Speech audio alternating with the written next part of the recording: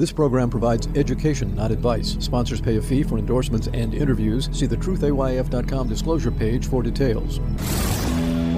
This is where technology, innovation, and personal finance come together. This is the truth about your future with Rick Edelman.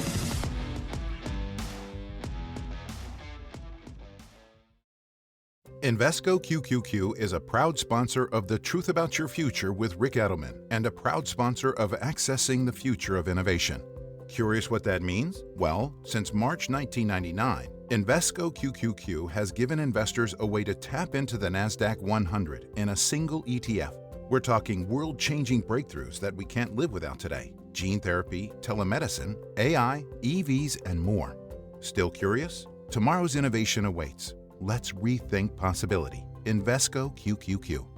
There are risks when investing in ETFs, including possible loss of money. ETF risks are similar to those of stocks. Investments in the tech sector are subject to greater risk and more volatility than more diversified investments. The NASDAQ 100 index comprises the 100 largest non-financial companies on the NASDAQ. You can't invest directly into an index. Before investing, consider the fund's investment objectives, risks, charges, and expenses. Visit Invesco.com for prospectus containing this information. Read it carefully before investing. Invesco Distributors, Inc. It's Tuesday, November 19th. Got a question from Bob in Massachusetts. Here's what he asked. Hi, Rick. With all the talk of people living longer, is the 4% withdrawal rate still relevant today? Or should the withdrawal rate be lower in order to ensure that retirees don't run out of money in retirement? No, Bob, I really don't believe that you need to make any adjustment in the 4% withdrawal rate. The whole point of the 4% withdrawal rate is to have your principal remain intact essentially forever. I mean, if you think about this, a diversified portfolio, a typical 60-40 mix, which is a very classic, traditional, frequently used allocation by financial advisors. A 60-40 allocation, I think if you ask a typical financial advisor, they're going to tell you to expect a 7% return out of that portfolio on average over many years. Some may say 6, some may say 8, but let's assume just for simple arithmetic that you get a 7% annual return from your investments. If you withdraw only 4% per year from that portfolio, then it's actually going to be growing 3%. Now, the reason you needed to do that is to offset the impact of inflation, which you can assume over long periods of time on average will be around 3% a year. In other words, if all you do is spend 4% per year, the value of your principal in real economic terms will remain intact. In other words, you'll have just as much money when you're 90 or 100 as you have today. So I wouldn't worry about continuing to spend at a 4% withdrawal rate. I could even argue that you could probably increase it to 5%. In fact, I could probably even argue that if you don't care about spending down the principal, you don't want to spend it down so fast that you end up having no money left, you could probably, though, spend 6 or even 7% per year. The money would erode so slowly that it's still likely to outlast you. Let's talk about a related issue today that I wanted to chat with you about, and that has to do with longevity. I've talked about this topic a lot with you. It's one of the most important subjects I've shared with you over the years. What's going on lately? Well, it's not just longevity that's the issue. It's the lack of births that's the issue.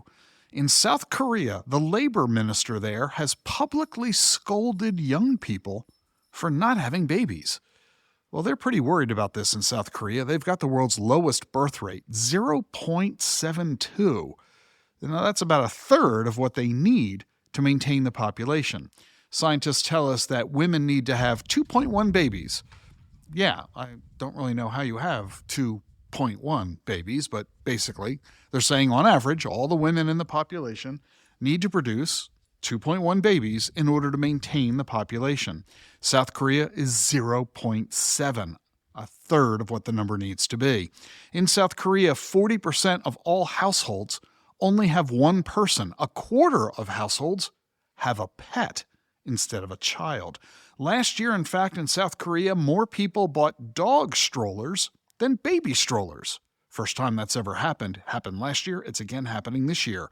Some of these models cost $1,100. They come complete with Scottish fabric and off-road tires. Adults in South Korea treat their pets like pampered children, with birthday parties, doggy mansions, travel on private planes, and yes, dog strollers. The situation is pretty dire. Half of all the women in South Korea who are ages 20 to 50 say they have no intention of having children. Even the president of South Korea is married without kids. It's not just South Korea where this is a crisis. In Japan, the fertility rate back in 1990 was 1.6. They've had a birth dearth for 35 years. So since the 90s, Japan has offered policies that are designed to get people to have more babies. Employers are required to offer childcare leave of up to a year. The government subsidizes daycare. Men get paternity leave. New parents get cash for having a child, plus bi-monthly payments for all their children. Last year, though, fewer than 500,000 couples got married, the lowest number since 1933. And so the government is now promoting not just births, but weddings. The government has even launched its own dating app. None of this, though, has helped. Japan's fertility rate, which was 1.6 back in the 90s, is now 1.2, its lowest level ever.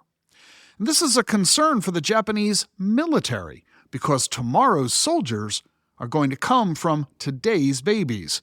Japan is only on track for 700,000 births this year, a 6% drop from last year, the lowest number of births on record, and so the military is trying to make military careers more attractive. Japan is touting better bunks, bigger stakes, in an effort to address the shortfall. The Defense Department is struggling to recruit soldiers. They recruited only 50% of their target this year, big decline from last year, so they're offering not just better bunks and bigger stakes, they're offering increased pay, improved showers and toilets, more privacy in those bunks, and they're pitching parents of low-income families. Don't worry about college or costs, they say. Just have your kids go into this new, improved military. South Korea and Japan. China in the Far East gets added to that list. Their fertility rate is 1.1. And so the Chinese government is actively encouraging women to have kids. Officials are actually going door to door.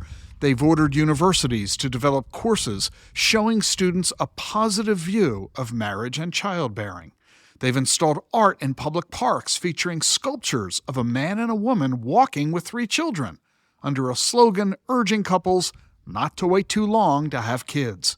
There are posters everywhere promoting marriage and childbirth. Cities are offering free premarital health examinations. They're telling people to have children before age 35. Women are being given folic acid for free. That's a prenatal supplement. Government websites tell women to inform the government when they do get pregnant. And the government says it will reduce abortions that it says are medically unnecessary. Although nobody really knows how you exactly define that. This is a global situation.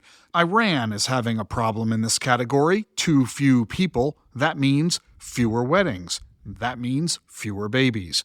10 years ago, Iran had 800,000 marriages per year. This year, they're having only 480,000.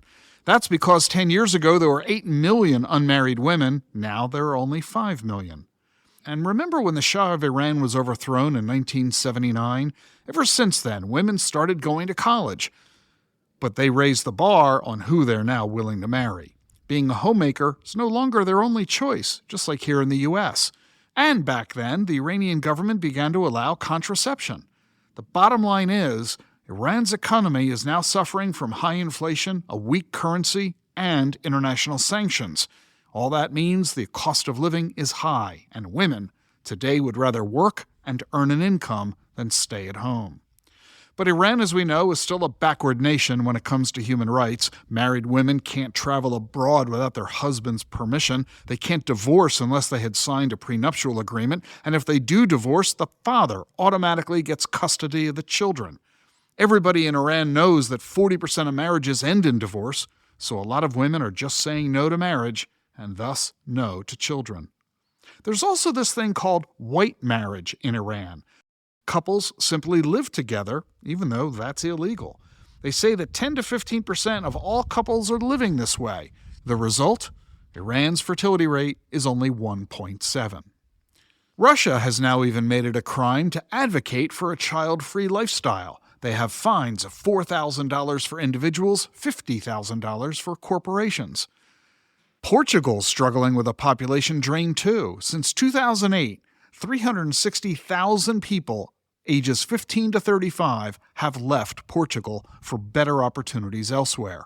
And so the Portuguese government is now trying to attract young adults to come live in Portugal. They're making the country a haven for low taxes. If you're a young person and you earn up to $30,000 a year, you can move to Portugal and you'll pay no tax for the first year. And then for the next 3 years, your taxes will only be 8%. And then for the next 3 years, 16%. And then for another 3 years, only 24%. The government says they expect 400,000 people in their 20s and 30s to take this offer. And Portugal's gain, though, that's the European Union's loss. So expect other countries to make similar offers to stay competitive. For example, in Hungary, they're now giving low-cost mortgages to couples that have a baby. They gave minivans to 30,000 new parents, and they're giving $40 a month for every child. In Norway, new parents get 14 months of leave at 80% pay. Fathers get 3 months of paid time off. And moms in the workplace get at least an hour a day to breastfeed or pump. It's not helping, though. Norway's fertility rate is still stuck at 1.4. In fact, there are now 55 countries trying to increase their birth rates. And guess what else is impacting the low birth rate? I'll give you the answer to that in 60 seconds. Stay with us for more here on The Truth About Your Future. What's your boldest, truly ambitious life goal? Everyone has one, and everyone deserves a way to get there. That's why State Street offers a wide variety of ETFs to give all investors access to the market and the chance to reach their goals. Like with SPY, where you get the power of the S&P 500 in a single trade. Wherever you're heading, getting there starts here with State Street. Before investing, consider the fund's investment objectives, risks, charges, and expenses. Visit ssga.com for a prospectus containing this and other information. Read it carefully before investing. SPY is subject to risks similar to those of stocks. All ETFs are subject to risk, including possible loss of principal. Alps Distributors, Inc. Distributor. What else is impacting the low birth rate? Climate change. Yeah, 2023 was the hottest year on record. Looks like this year will break that record. And a new paper in a magazine called Population Studies says that the higher temperatures get, the fewer women get pregnant. When temperatures are above 77 degrees, we end up with 85 fewer babies 9 months later. When the temperature hits 80, we get over 1,100 fewer babies 9 months later. I guess it's too hot to cuddle, I guess. It's not just governments that are trying to solve this issue. The private sector's coming up with solutions too. Check this out. You just had a baby. Where do you go when you leave the hospital? Nope, not home. You now can go to a postnatal wellness center. These facilities are already in Taiwan and South Korea. Now you can find them in the U.S. as well. The Waldorf Astoria in Orange County, California, the Watermark Hotel outside of D.C., in San Francisco, Manhattan, Chicago as well. These places charge up to $1,500 per night. The focus is in recovery from the delivery for mom, coaching in newborn care for both parents, plus 24/7 nursery staff so mom and dad can get some sleep.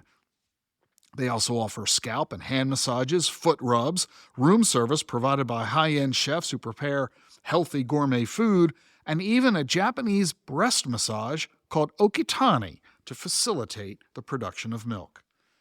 Yeah, this is a problem all over the world, including here in the U.S. Our fertility rate is 1.6, well below the 2.1 we need to sustain the population.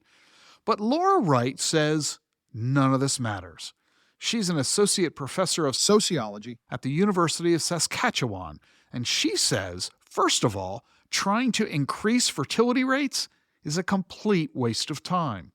I think she might be onto something. After all, look at everything everybody's been doing around the world since the 1990s in Japan to currently in Norway and Hungary. We're not getting women to change their attitudes about having babies or child rearing, so maybe all of our efforts to do it is in fact a waste of time, like Laura Wright says. Second, she says, and more importantly, Declining fertility isn't the real problem. The real problem, she says, is that our existing social systems simply count on us having lots of babies, and that is outdated. So instead of trying to raise the birth rate, she says, let's alter our social systems. Let's build a society that acknowledges we've got fewer people in it, more of them old than young, and more of them living a lot longer than ever. Meaning, maybe we have fewer elementary schools and more long-term care facilities. Maybe we have people working longer than in the past. For example, she notes that for 100 years now, economists have said the prime age of workers are people ages 25 to 54. That kind of implies that people 55 plus are too old to work. That might have been true in 1940. I'm not so sure it's true in 2024. In fact, China has announced that it's raising its retirement age for the first time since the 1950s. The retirement age for female blue-collar workers was 50. It's now going to be 55. For female white-collar workers, the retirement age was 55. It's now going to be 58. For men, it was 60. It'll now be 63. But catch this. This shift in a higher retirement age, China is going to phase it in over 15 years. The population is furious, media say, but that's not really terribly important, is it? Because in China, the people aren't able to do anything about it in their repressionist communist government. France has got a similar situation. They're trying to raise their retirement age, not only because people are living longer, but because they only produced 678,000 babies last year, the lowest number since World War II, and a 7% drop from the year earlier. If we're not going to be making new people, we're going to have the existing people work longer to sustain our societies. That's the point that Laura Wright makes, and I think she might be onto something. If you haven't yet retired, you might want to think about continuing to work. If you have retired, you might want to consider going back to work, if only on a part-time basis. You might need to do so economically. You might need to do so to hire people to provide services who in the past might have done it for free. You might want to do it just to keep yourself busy and active and staying healthy and sharp. I'm glad you're with me here on The Truth About Your Future. If you like what you're hearing, be sure to follow and subscribe to the show wherever you get your podcasts, Apple, Spotify, YouTube. And remember, leave a review on Apple Podcasts. I read them all. Never miss an episode of The Truth About Your Future. Follow and subscribe on your favorite podcast app. I'll see you tomorrow. How do advances in science, technology, and medicine translate into investment opportunity? Listen and learn. This is The Truth About Your Future with Rick Edelman.